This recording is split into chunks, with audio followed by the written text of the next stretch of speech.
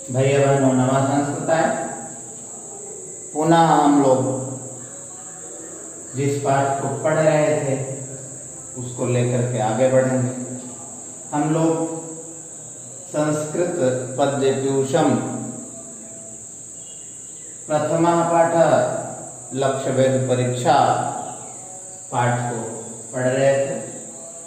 आइए हम लोग आगे बढ़ें। कल हम लोगों ने प्रथम और द्वितीय श्लोक का अध्ययन किया था, वाचन किया था एवं उसका अध्ययन किया था। आज हम लोग तीसरे श्लोक से अध्ययन करेंगे। तो आइए हम लोग सर्वप्रथम इन तीनों श्लोकों का वाचन करें और अपने कोर्स को आगे बढ़ाएं। ध्यान से देखें, हम लोग वाचन करेंगे। शीघ्रं भवन्तः सर्वे अपि धनुंस्य आदाय सत्वरः भाषमेतं समुद्दिश्य तिष्ठध्वं सन्धिकेशवः मदवाक्यसमकालं तुषिरो अस्य विनिपात्यताम् एकैकशो निमोक्ष्यामि ततः कुरुत पुत्रकाः। ततो युधिष्ठिरं पूर्वं उवाच यं गिरिशाम्बरः छन्दस्त्वं बाणं दुर्धर्षं मदवाक्यान्ते विमुच्यताम्। इस प्रकार आइए हम लोग इसका वाचन करने के उपरांत इसके अर्थों की तरफ बढ़ें। हम लोग लक्ष्य वेद परीक्षा पाठ को पढ़ रहे हैं। कल हम लोगों ने प्रथम और द्वितीय श्लोक को पढ़ा था, जिसमें हम लोगों ने ये पढ़ा था कि प्रस्तुत जो संदर्भ है, प्रस्तुत जो पाठ है, ये महाभारत नामक ग्रंथ से संग्रहित है। महाभारत का आदि पर्व है, 123वां अध्याय है और यह अध्याय हमारे कक्षा दशम के पद्य ट्यूशन में प्रथम पाठ के रूप में संकलित है, पठित है। इसको पाठ को हमको आपको पढ़ना है। तो आइए हम लोग आगे बढ़ें और हम लोगों को ध्यान में होगा कल की क्लास में कि आचार्य द्रोण पांडव और कौरव पुत्रों को शिक्षा प्रदान किए हैं, उनको अस्त्र शिक्षा दिए हैं, शस्त्र की शिक्षा, शास्त्र की शिक्षा, और इस प्रकार की शिक्षा देने के उपरांत आचार्य द्रोण उन कुमारों की परीक्षा लेना चाहते हैं, जानना चाहते हैं कि उन्होंने कितना सीखा है। इसी बात को जानने के लिए इन श्लोकों का संग्रह किया गया है। तो आइए हम लोग क्रम से आगे अर्थों को देखने का प्रयास करें। सर्वप्रथम हम लोग शब्दशः अर्थ जानने का प्रयास करेंगे, फिर हम लोग भावार्थ को देखेंगे। ध्यान दें, सबसे पहला शब्द लिखा है शीघ्रम। शीघ्रम तुरंत, भवंतम यानी आप, और सर्वे अपि माने सभी। सर्वे अपि तो एंगः पदांतादति से पूर्व रूप संधि है, सर्वे धन अपि होगा, आपा अवग्रह हुआ है तो ये आ पूर्व रूप में चला जाएगा तो आ बन जाएगा और फिर आ नियम लगेगा एंगः पदांतादति और आ फिर से पूर्व रूप में चला जाएगा। तो एंगः पदांतादति सूत्र से सर्वे अपि में पूर्व रूप संधि है। धनुंस आदाय तो धनुंस यानी धनुषों को, और आदाय में आ उपसर्ग पूर्वक दा धातु से लट प्रत्यय लगेगा तो आदाय बनेगा। आदाय माने लेकर के, कर्या करके के अर्थ में यदि कोई उपसर्ग आगे लगा हो तो कर्या करके के अर्थ में लट प्रत्यय लगता है तो आदाय माने लेकर के। और सत्वरा का अर्थ होता है जल्दी से, सत्वर माने तुरंत या जल्दी से, और आगे लिखा भास माने गिद्ध होता है, और एतत् माने इस, सम उद्देश्य, सम माने ठीक रूप में, भली भांति, उद्देश्य बना, उद्देश्य यानी लक्ष्य बना करके, और तिष्ठध्व माने होता है खड़े हो जाओ, स्थिर हो जाओ, और संधितेशव संधितेशव ठीक प्रकार से आप लोग उस गिद्ध को देख करके, उस गिद्ध को लक्ष्य बना करके, और संधिता तेशव यानी धनुष पर बाण को चढ़ा करके एकाग्रचित हो जाइए, खड़े हो जाइए। अब जरा पूरे श्लोक का अर्थ का भाव लीजिए। आचार्य द्रोण कह रहे हैं कि भवन्तः सर्वे अपि सत्वराम धनुष आदाय, आप सभी शीघ्रता से अपनी अपनी धनुष को लेकर के भास एतम समुद्दिश्य संधितेशवः तिष्ठ तिष्ठध्व, इस गिद्ध को लक्ष्य करके धनुष पर बाण चढ़ा करके तिष्ठध्व, खड़े हो जाओ। आचार्य द्रोण ने कहा कि ऐ कुमारों, आप सभी अपनी अपनी धनुष को शीघ्रता पूर्वक लेकर के इस गिद्ध को लक्ष्य बना करके धनुष पर बाण चढ़ा करके खड़े हो जाओ, स्थिर हो जाओ। आइए दूसरे अगले श्लोक की तरफ हम लोग बढ़े। आगे आचार्य द्रोण कह रहे हैं कि मद वाक्य समकाल।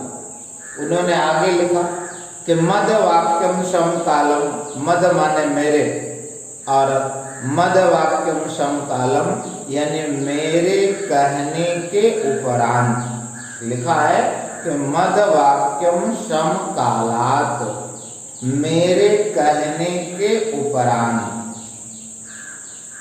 शिरो अस्य विनिपात्यता, शिरः अस्य, शिरः माने सिर, अस्य माने इसका, इसका यानी इस गिद्ध का, और विनिपात्यताम का अर्थ होता है काट करके गिरा देना, अर्थात काट देना। तो विनिपात्यताम में एक बी उपसर्ग है, एक नि उपसर्ग है, और बी नि उपसर्ग के साथ पत धातु है, और पत धातु के बाद उस शब्द को देखें तो पत धातु से ऋच प्रत्यय और लोट लकार के कर्मवाच्य में यह शब्द बनेगा, और जिसका अर्थ होगा गिरा दिया जाए। यानी विनिपात्यता में बी उपसर्ग, नि उपसर्ग, पत धातु और ऋच प्रत्यय लोट लकार के कर्मवाच्य में जो रूप बनेगा वह विनिपात्यता बनेगा, और विनिपात्यता का अर्थ होगा कि इसके सिर को काट करके गिरा दिया जाए। और आगे लिखा एक एकसः, एक एकसः, एक एकसः माने एक एक करके, और नियोक्ष्यामि माने नियुक्त करना। नियोक्ष्यामि का अर्थ लगाना, नियुक्त करना, यानी एक एकसः नियोक्ष्यामि, एक एक करके मैं नियुक्त करूंगा, आप लोगों को बुलाऊंगा। तथा कुरुतः पुत्रतः, हे पुत्रों, हे कुमारों, आप वैसा ही करना, अर्थात इस गिद्ध को गिरा देना, इस गिद्ध पर प्रहार करना। पूरे श्लोक का भाव देख लें। आचार्य द्रोण ने कहा कि ऐ कुमारों, मेरे कहने के उपरांत तुम इस गिद्ध के सिर को काट करके गिरा देना। मैं तुम सबको बारी बारी से क्रम से एक एक करके नियुक्त करूंगा, और तुम सब वैसा ही करना। आइए हम लोग अगले श्लोक की तरफ बढ़े। ततो युधिष्ठिरम पूर्वम उवाच अंगिरसां वरः संदस्त्वं बाणं दुर्धर्षं मदवाक्यांते विमुच्यते।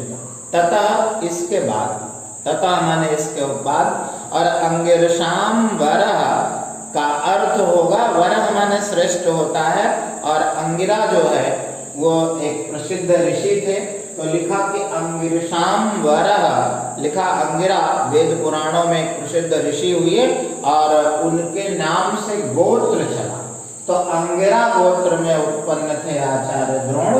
तो लिखा कि ततो युधिष्ठिरं पूर्वम उवाच अंगिरसां वरः, अंगिरसां वरः उवाच, अंगिरा गोत्र में उत्पन्न आचार्य द्रोण युधिष्ठिरं पूर्वम उवाच, युधिष्ठिर से पहले बोले। संधस्त्व, संधस्त्व माने धारण करो, संधस्त्व माने अपने धनुष पर रखो, निशाना लगाओ, और वाण माने वाण, और दुर्धर्षा का अर्थ होता है असहनीय। संधस्त बाणम दुर्धर्षम, दुर्धर्षम बाणम संधस्त्व, असहनीय बाण का संधान करो, ऐसे बाण को अपने धनुष पर धारण करो जिसको यह गिद्ध सहन न कर पाए, यानी जिसको सहन करने में यह गिद्ध समर्थ ना हो। और मद वाक्यांते विमुच्यतम, और मेरे कहने के उपरांत इसे छोड़ देना, इस बाण से इस गिद्ध को मार देना। पूरे श्लोक का भाव देख लें। इसके बाद अंगिरा गोत्र में उत्पन्न, अंगिरा श्रेष्ठ ऋषि हुई, हमने आपको बता दिया। इसके बाद वेदों और पुराणों के ज्ञाता अंगिरा गोत्र में उत्पन्न श्रेष्ठ आचार्य द्रोण ने सर्वप्रथम युधिष्ठिर को बुला करके कहा कि अपने धनुष पर अत्यंत तीक्ष्ण बाण को धारण करो, बाण को रखो और मेरे कहने के उपरांत इस बाण को उस गिद्ध पर छोड़ देना, उस गिद्ध को मार देना, उस गिद्ध का अंत कर देना। तो इस प्रकार से भैया और बहनों, आज हम लोगों ने तीसरा, चौथा और पांचवा इन 3 श्लोकों का अध्ययन किया। आप लोग वीडियो को ठीक रूप में देखें, आवश्यकता पड़े तो उसे 2-2, 3-3 बार देखें और जितना अधिक अभ्यास करेंगे उतना अधिक आप इसको कंठस्थ कर पाएंगे। परीक्षा की दृष्टि से ये पाठ उपयोगी है और आप सभी को पढ़ना है। उम्मीद है कि आप लोग मेहनत करके पढ़ेंगे और इसका लाभ लेंगे। आगे के श्लोक आपको इसी तरह प्रतिदिन मिलते रहेंगे। नमः संस्कृताय।